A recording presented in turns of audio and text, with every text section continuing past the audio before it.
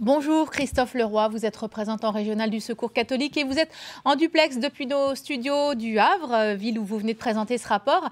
On l'a vu dans ce que Jean-Baptiste évoquait, cette très grande précarité des Normands qui les empêche de payer les dépenses courantes de la vie quotidienne, le logement, le loyer, l'électricité.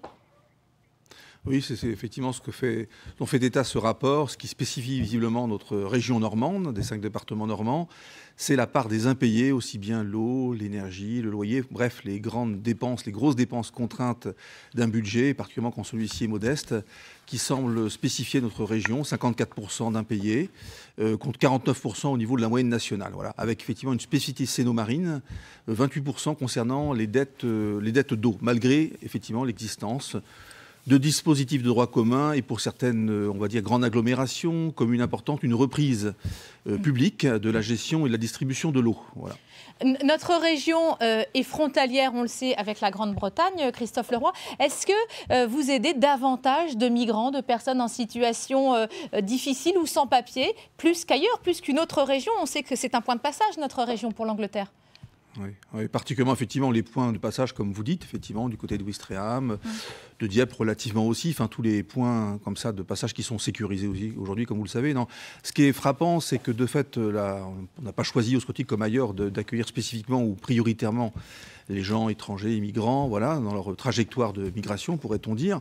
En revanche, on constate cette année en Normandie une diminution du nombre de personnes. Alors, est-ce que c'est le cas pour les autres associations? C'est à voir. En tout cas, dans nos situations, nous, accueillis par des étrangers qui est en nombre, en diminution par rapport aux autres années, par rapport à la moyenne nationale aussi. Et en même temps, ce contraste, à défaut d'être un paradoxe, 45% sont statutaires, comme il a été dit auparavant, donc ont un statut, donc sont relativement sécurisés par rapport à leur parcours, quelquefois temporairement, quelquefois sur un peu plus de nombre d'années, ça dépend effectivement du statut. Et en même temps, on est sur une région où on déboute plus qu'ailleurs. Voilà, donc c'est un peu un paradoxe.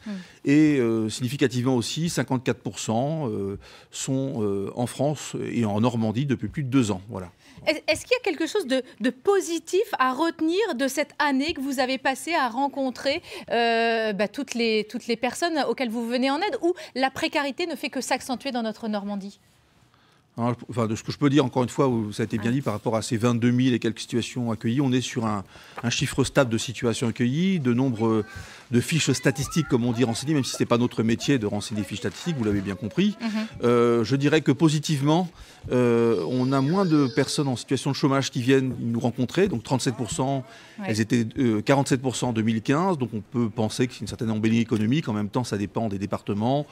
On est à 9,7% de taux de chômage en Seine-Maritime, on est à 6,6 dans la Manche, donc 3 points de moins. Enfin, voilà. Très vite. Voilà, donc on ne peut pas dire que la précarité se creuse. Ce qui est frappant, c'est qu'on a, par exemple, 12% de personnes qui ont plus de 60 ans, donc avec de personnes, donc, on va dire seniors, fragilisées.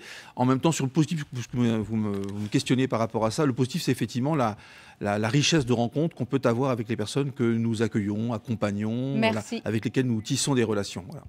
Merci à vous, Christophe Leroy. Je rappelle que vous étiez en duplex depuis nos locaux du Havre.